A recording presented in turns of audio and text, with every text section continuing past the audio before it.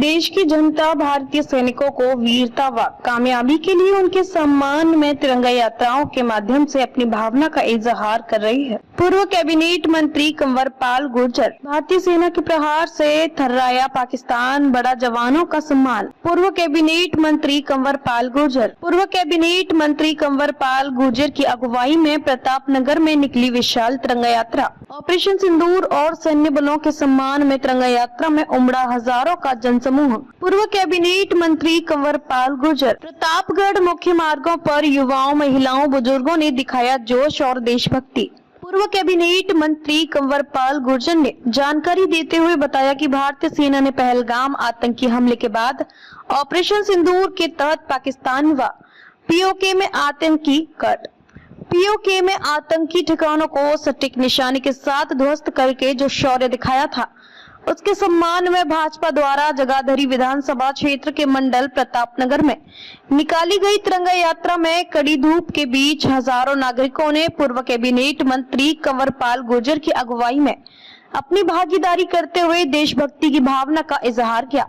प्रतापनगर की अनाज मंडी से प्रारंभ तिरंगा यात्रा प्रतापनगर शहर के मुख्य मार्गों से गुजरते हुए हजारों की भीड़ ने भारत माता की जय, जय हिंद की सेना के विशाल गगनभेदी नारे लगाए। आमजन को संबोधित करते हुए पूर्व कैबिनेट मंत्री कंवरपाल गुर्जर ने कहा कि प्रधानमंत्री नरेंद्र मोदी के नेतृत्व में देश बदल रहा है। आज हमारी सेना का जोश, जज्बा उच्च स्तर पर पहुंच चुका है। तकनीकी व मानसिक तौर पर मजबूत भारतीय सेना ने पाकिस्तान की धरती से आतंकवाद को बढ़ावा देने के लिए जो घिनौना कृत्य पहलगाम में किया गया था, उसके जवाब में भारतीय सेना के प्रहार से पाकिस्तान थर्राने पर विवश हो गया।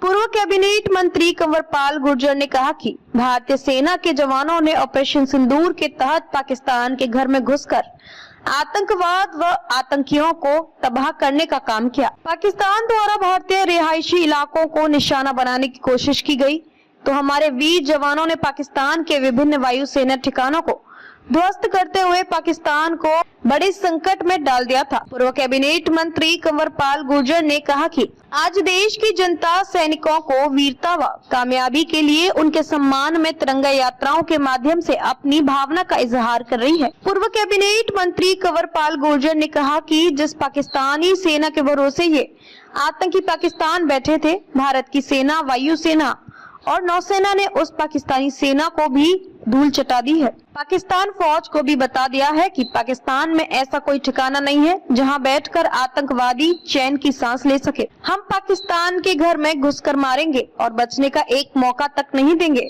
हमारे ड्रोन्स, हमारी मिसाइलों के बारे में सोचकर तो पाकिस्तान को कई दिनों तक नींद नहीं आएगी। भारतीय सेना विश्व की सबसे श्रेष्ठ सेना है।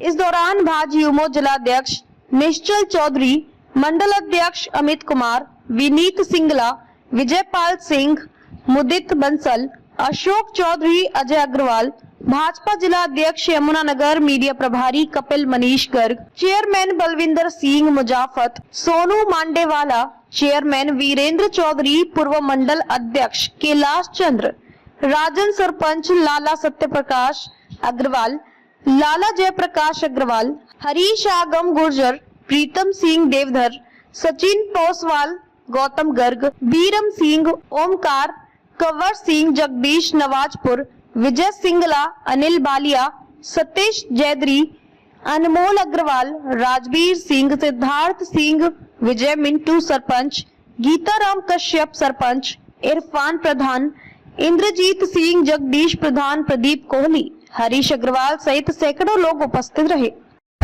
अभी हमारी सेना ने जो शौर्य दिखाया ऑपरेशन सिंदूर के